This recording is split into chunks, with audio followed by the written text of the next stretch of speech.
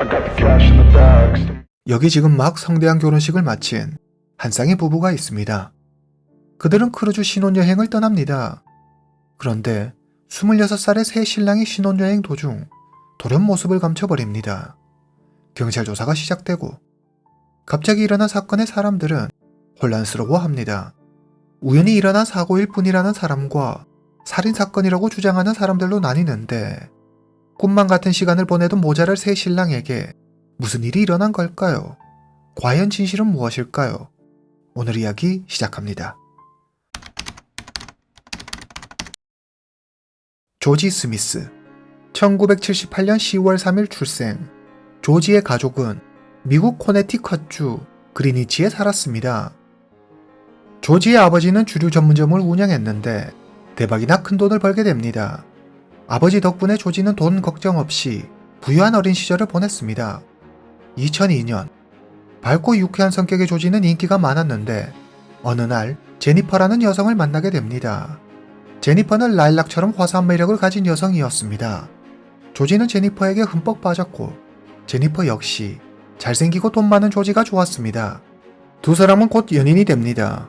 그리고 만남을 가진 지 약 3년 후 26살의 조지는 제니퍼에게 청혼합니다.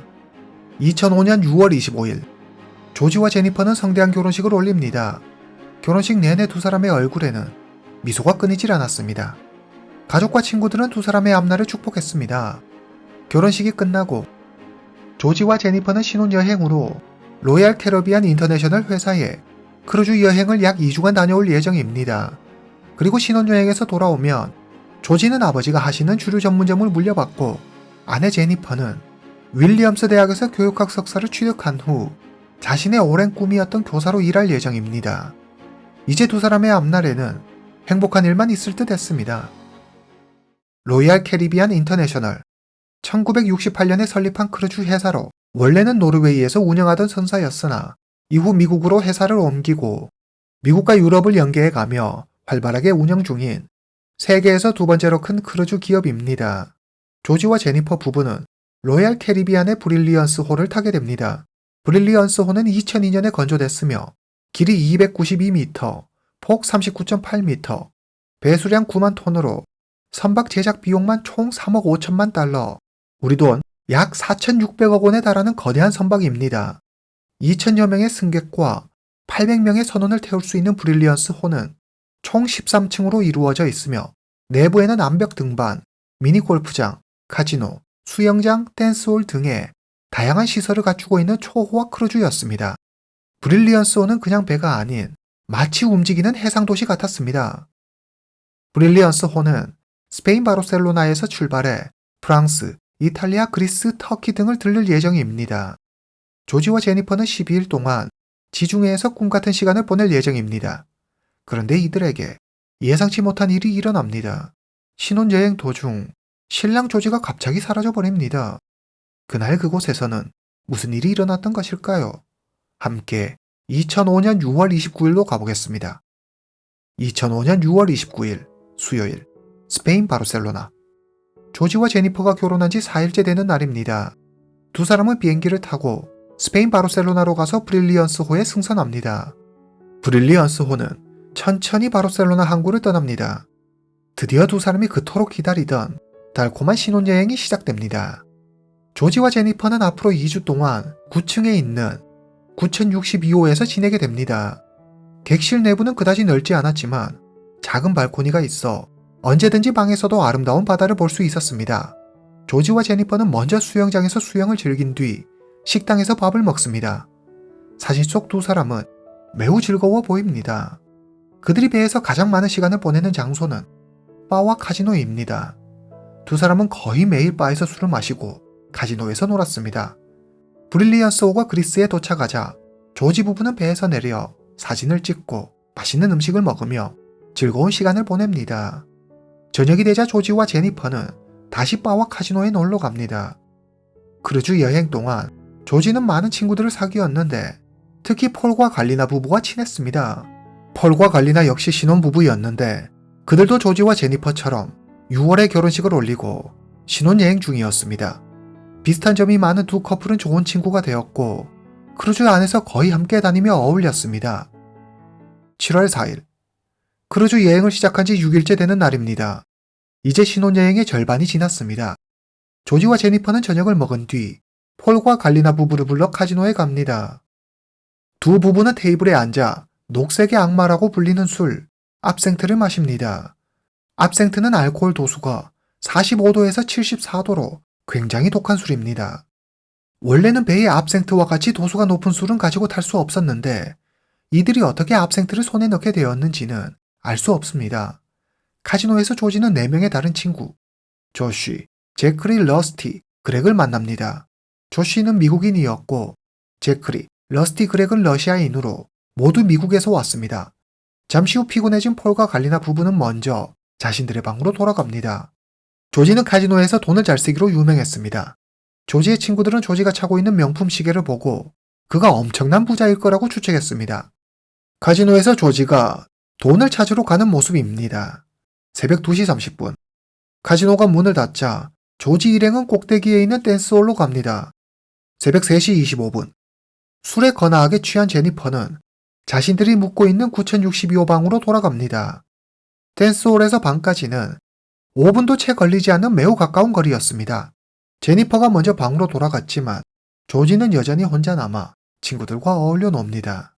그리고 얼마 지나지 않아 예상치 못한 일이 일어납니다. 7월 5일. 크루즈 여행을 시작한 지 7일이 흘렀습니다. 아침 7시 30분. 날이 밝자 16살의 에밀리는 객실 발코니에 나와 새로 산 디지털 카메라로 일출 사진을 찍습니다. 그러다 아래를 내려다본 에밀리는 갑판 위에서 바다 쪽으로 길게 쓸린 핏자국을 발견합니다. 깜짝 놀란 에밀리는 보안 요원에게 이 사실을 알립니다. 크루즈 옆에 걸려있는 것은 구명보트입니다. 구명보트 위 하얀 플랫폼은 갑판입니다.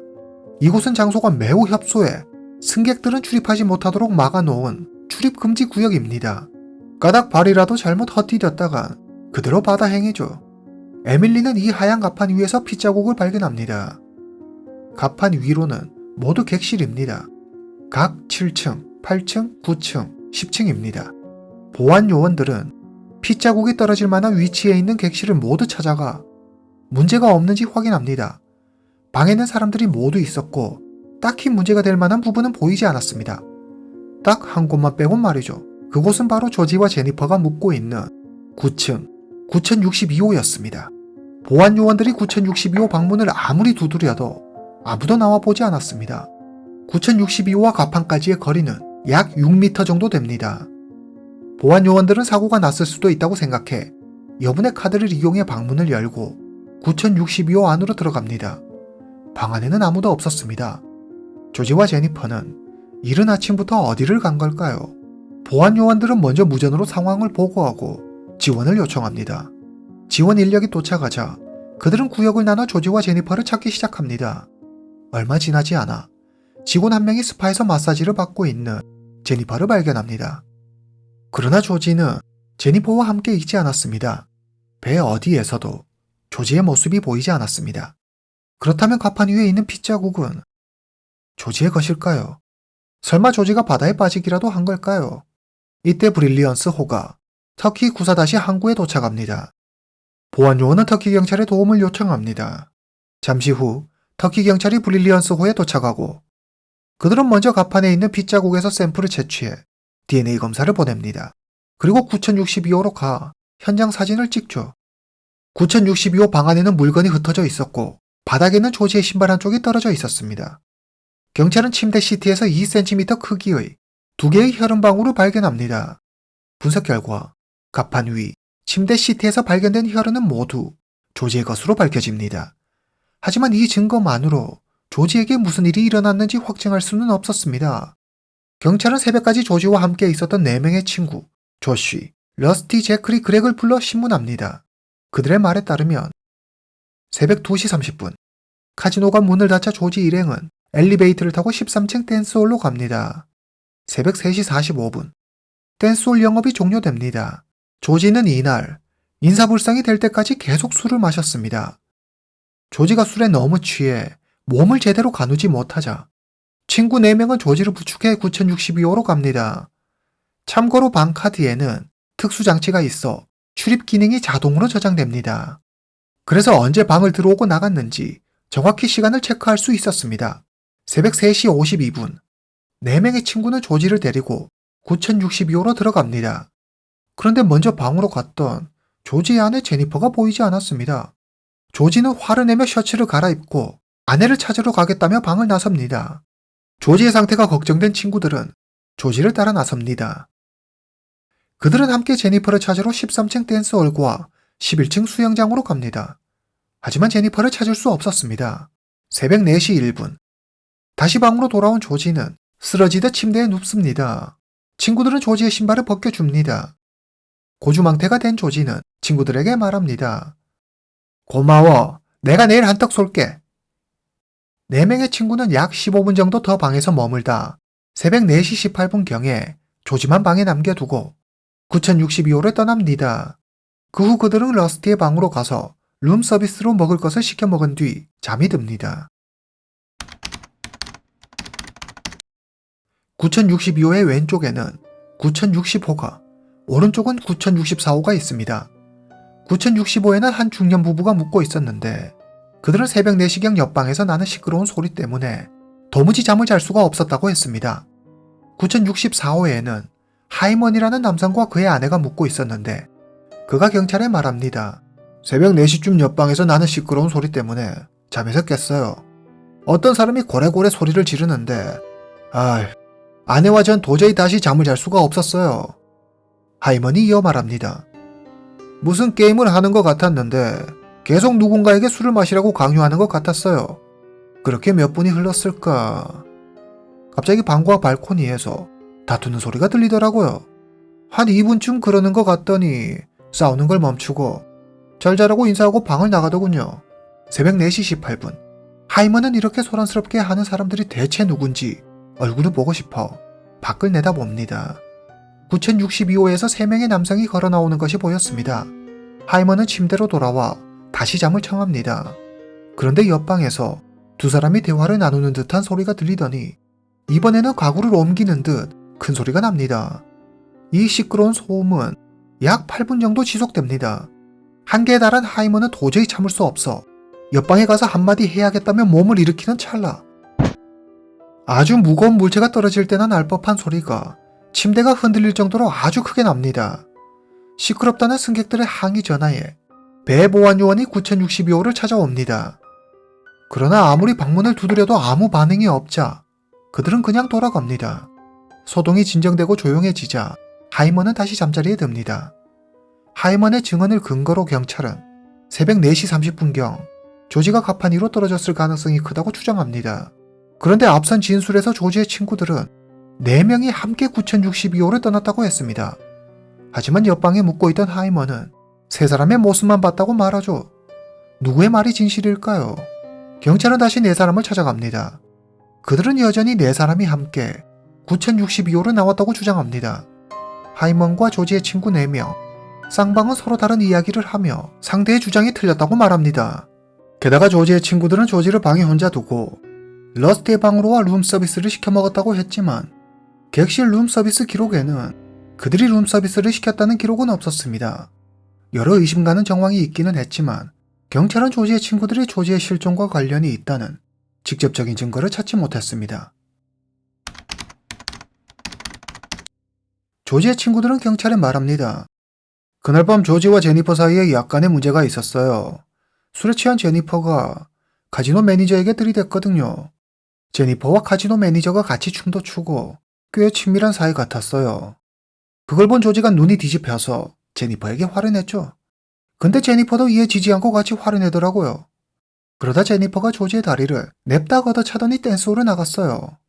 제니퍼가 나가자 카지노 매니저가 제니퍼를 따라 나가더라고요. 그 두 사람이 어디로 갔는지 누가 알겠어요. 그러나 이들 4명을 제외하고는 제니퍼와 카지노 매니저가 같이 있는 걸 본 사람은 없었습니다. 경찰은 CCTV 영상을 확인합니다. CCTV 영상은 그들의 진술과는 다른 모습을 보여줍니다. 새벽 3시 25분, 카지노 매니저는 그의 여자친구 방으로 들어갑니다. 그 시각 제니퍼는 조지와 함께 있었죠. 조지의 친구들은 대체 왜 거짓말을 했을까요? 경찰은 이들이 자신들의 시선을 다른 곳으로 향하게 하려고 유도하고 있다는 걸 느낍니다. 하지만 이건 그저 심증일 뿐 혐의를 입증할 만한 직접적인 증거는 하나도 없었습니다. 이미 앞에서 언급드렸다시피 조지와 4명의 친구가 9062호에 갔을 때 제니퍼는 방 안에 없었습니다. 그렇다면 방으로 간다던 그녀는 어디로 간 걸까요? 남편의 실종에 그녀가 어떤 관련이 있는 것은 아닐까요? 새벽 4시 30분 크루즈 직원이 9층 복도 끝문에 기대어 자고 있는 제니퍼를 발견합니다. 그녀는 술에 너무 취해 몸도 제대로 가누지 못했습니다. 직원은 그녀의 남편 조지를 찾았지만 그는 보이지 않았습니다. 새벽 4시 50분 2명의 직원이 제니퍼를 9062호로 데리고 갑니다. 당시 직원들의 말에 따르면 방 안에는 아무도 없었고 발코니 커튼과 문도 닫혀 있었으며 가구도 제자리에 잘 정돈되어 있었습니다. 제니퍼는 약 3시간 뒤 겨우 눈을 뜹니다. 남편 조지가 보이지 않았지만 그녀는 크게 신경 쓰지 않았습니다. 분명 조지는 술에 취해 친구 방에서 자고 있을 게 뻔했기 때문이죠. 잠시 후 제니퍼는 커플 마사지를 예약한 일이 떠올랐습니다. 순간 그녀는 조지가 스파에서 자기를 기다리고 있을지도 모른다는 생각에 서둘러 옷을 갈아입고 스파로 갑니다. 하지만 스파에 조지는 없었습니다. 크루즈 선장은 조지가 술에 취해 발코니 난간에 앉아있다. 몸을 가누지 못해 바다로 떨어졌을 거라고 생각합니다. 그러니 이 배 안에서 그를 찾을 수가 없는 거죠. 선장의 생각에 터키 경찰 역시 동의했습니다. 크루즈 선장은 청소 직원을 시켜 9062호와 갑판을 깨끗이 청소합니다.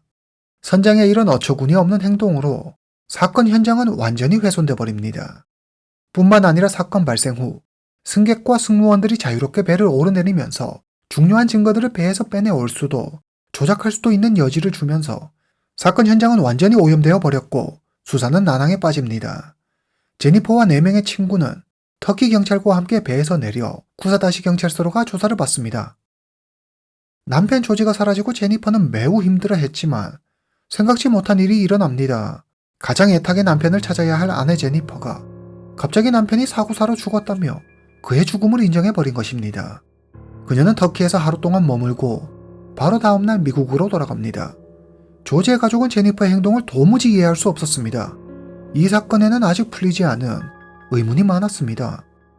갑판 위의 핏자국, 침대 시트에서 발견된 2방울의 혈흔, 그리고 4명의 친구와 옆방 승객 하이먼의 일치하지 않는 다른 진술 등 조지의 시신조차 발견하지 못한 상황에서 조지에게 어떤 일이 일어났다고 단정할 수는 없는 일이었습니다.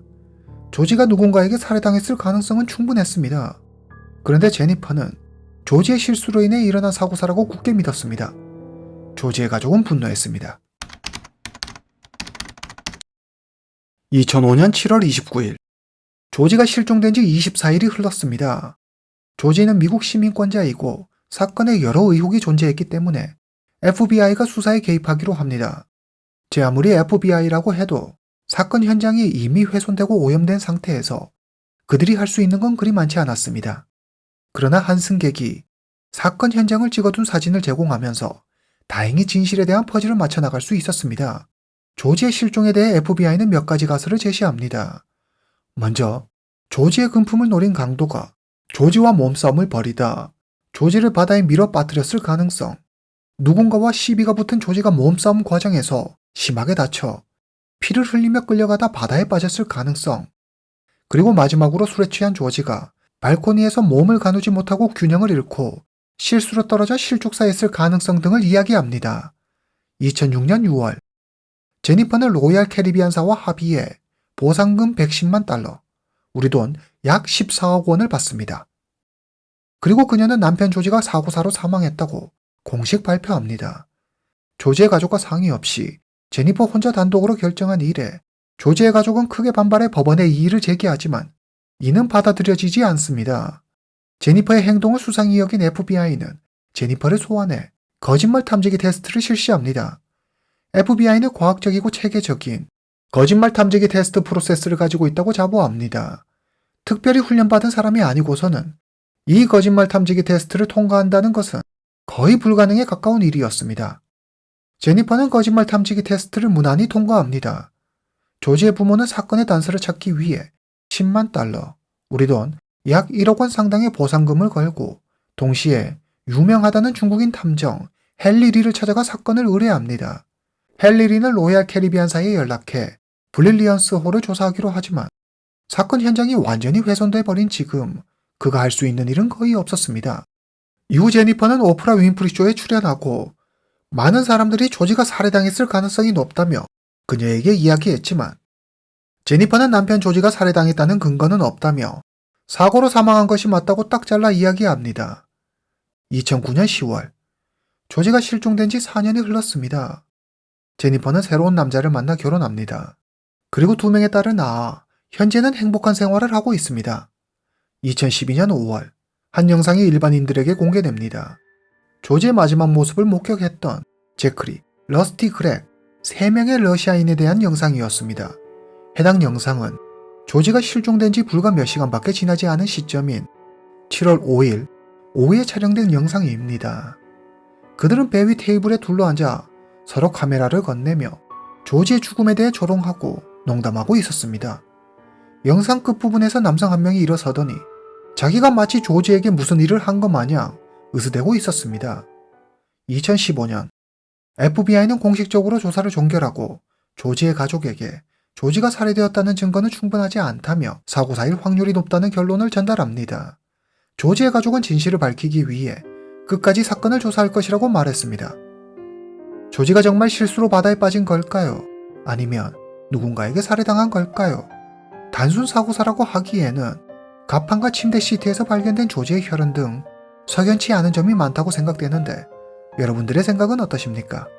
오늘 이야기는 여기까지입니다. 다음 시간에 뵙겠습니다.